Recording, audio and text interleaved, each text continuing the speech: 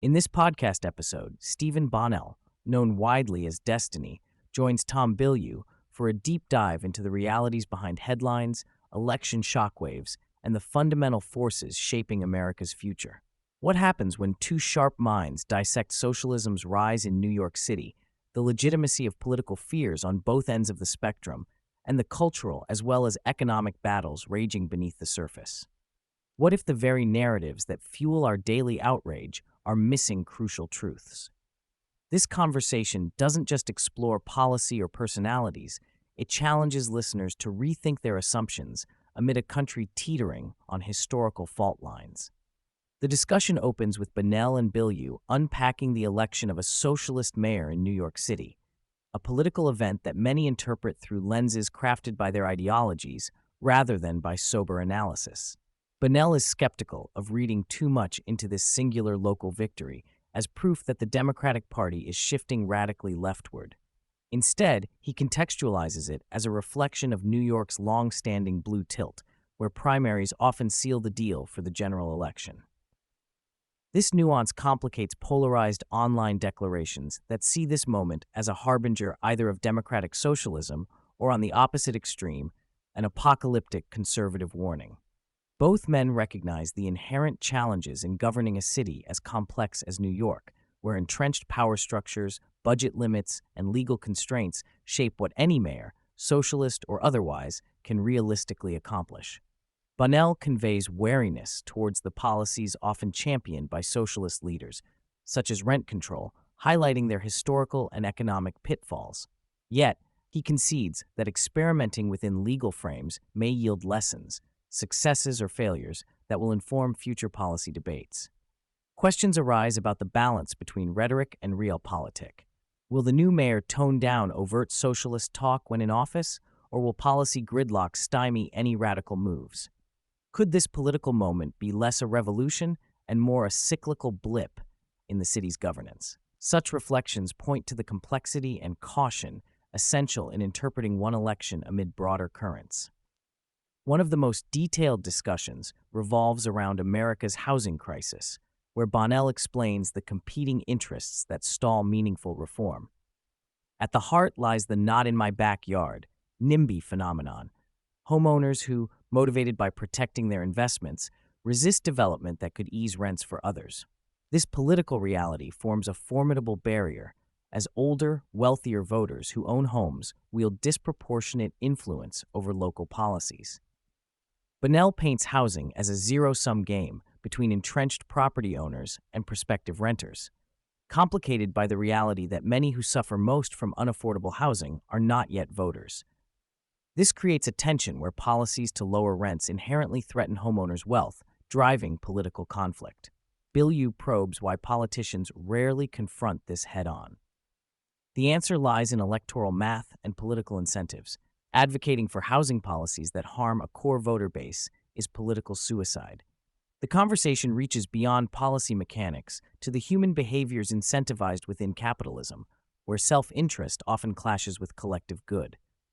Through this lens, the housing debate is not merely about economics, but about power, incentives, and who controls the narrative. How can policymakers break free of these entrenched interests? Could a reframing of housing from a personal asset to a social need open new pathways? The dialogue raises the possibility that understanding political economy requires grappling with human nature itself. Next, they delve into capitalism's dual nature, its ability to harness human self-interest to produce innovation and growth, and the systemic issues this self-interest sows when taken to extremes.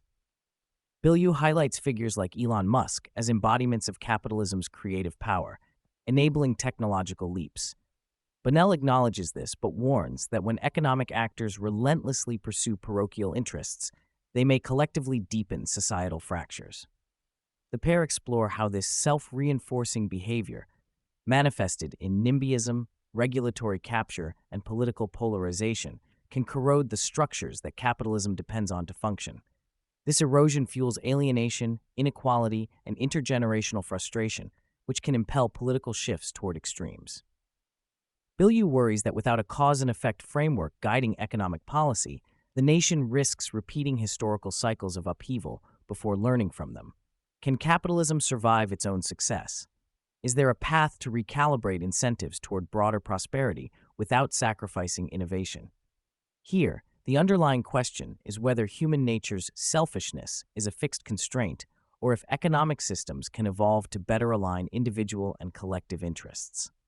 Bonnell introduces the idea of red teaming, the process of critically testing and opposing ideas to refine them. He laments that the current political landscape lacks serious red teams, especially on the right, where he believes policy debates have collapsed into reactive theatrics and performative stances rather than constructive dialogue.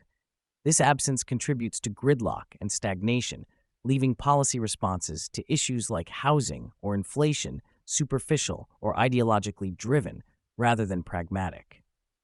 Bilyeu echoes the need for robust debate where opposing ideas challenge assumptions and improve outcomes, which he finds currently absent amid extreme polarization. The conversation spotlights the necessity of creating spaces where political opponents can hold each other accountable, fostering humility and adaptability. Would such red teaming break the current political impasse, or has tribalism eroded the very capacity to engage productively? This discussion serves as a call for more intellectual rigor and openness in policymaking discourse. Rent control becomes a concrete example to illustrate the dangers of misguided economic policies born from good intentions.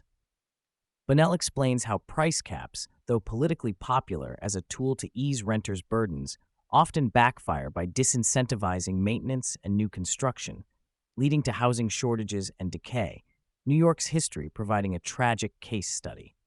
Despite widespread empirical evidence against rent controls globally, he acknowledges their popularity and persistence, underscoring how deeply political pressures override economic pragmatism. Bilyeu shares his anxieties about such policies failing, yet persisting, due to emotional appeal and political expediency. This exchange draws attention to the importance of evidence-based policymaking and warns against simplistic fixes to complex problems. How can society reconcile political demands with complex economic realities? Is there a way to design policies that treat both renters' needs and landlords' incentives fairly? This segment presses listeners to confront the tension between compassion and economic consequence. Moving to macroeconomic concerns, the two grapple with America's ballooning national debt and chronic deficit spending.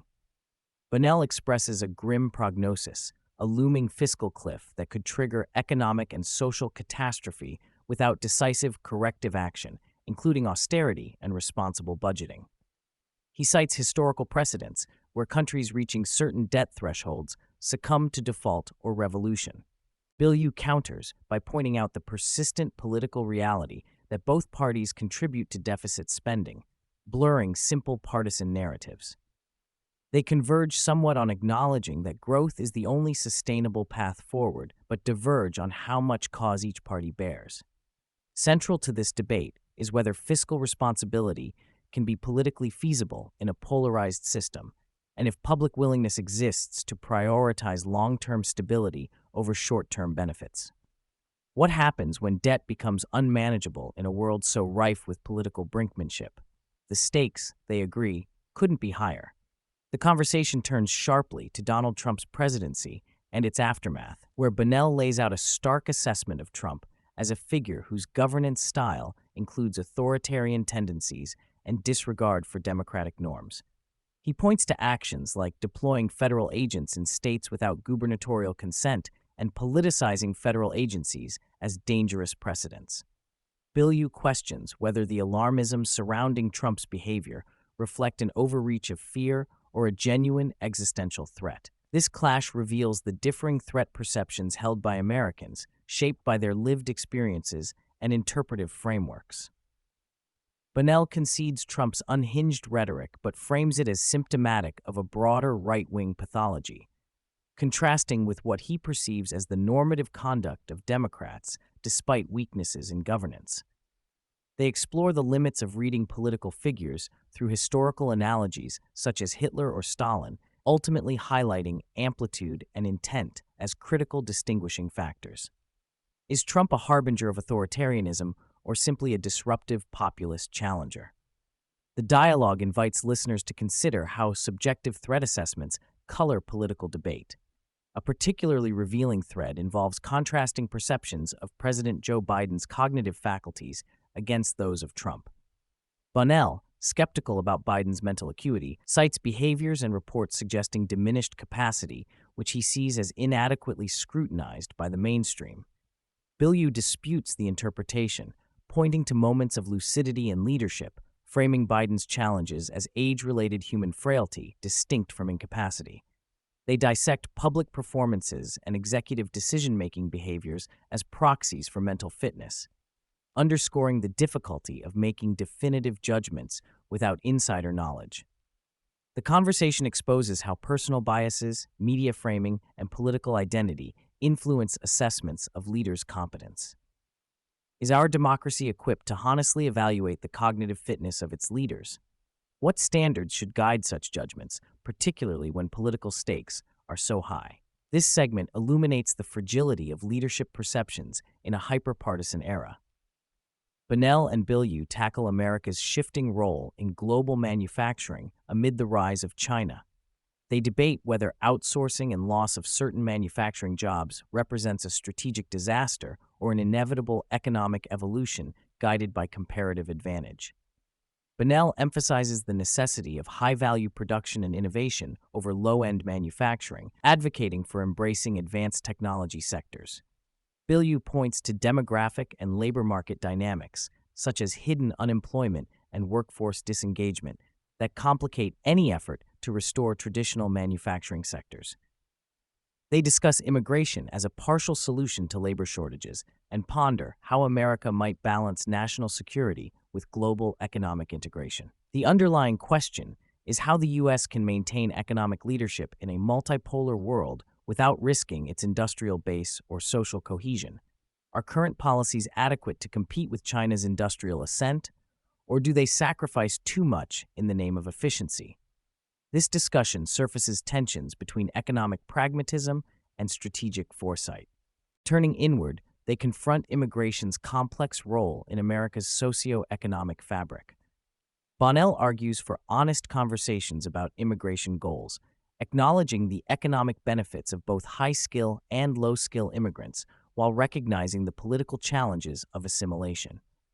Both emphasize agreeing on core American values, such as liberty, individualism, and rule of law, as the foundation for successful integration. They dissect the populist backlash toward immigration, framing it as often rooted in zero-sum misconceptions about winners and losers. Bonnell stresses the corrosive nature of viewing immigration as a threat to existing citizens rather than as a mutually beneficial process. Bilyeu probes how to engage with those most resistant to immigration, questioning whether cultural and emotional factors outweigh facts in shaping attitudes. This segment prompts reflection on how societies define identity and inclusion amid demographic change. Can a pluralistic nation uphold shared values without fracturing? How do economic logic and cultural cohesion find balance in policy? The immigration debate remains a crucible of America's future. The dialogue shifts to the media ecosystem, where Bonnell laments that the right has effectively commandeered much of the discourse through performative outrage and sensationalism, leaving the left reactive and playing defense. He points out that conservatives' disdain for governance and willingness to shatter norms translates into media dominance by setting the agenda via ever-escalating drama. Bilyeu recognizes this dynamic, but wonders why broader audiences don't gravitate toward voices offering substance over spectacle. Bonnell suspects ideological echo chambers and algorithmic reinforcement play roles, but also admits that this environment discourages honest debate by rewarding narrative control over truth. The discussion surfaces a vicious cycle. Sensationalism crowds out reason, eroding trust and deepening polarization. How can the public reclaim the conversation? Is constructive dialogue an endangered species?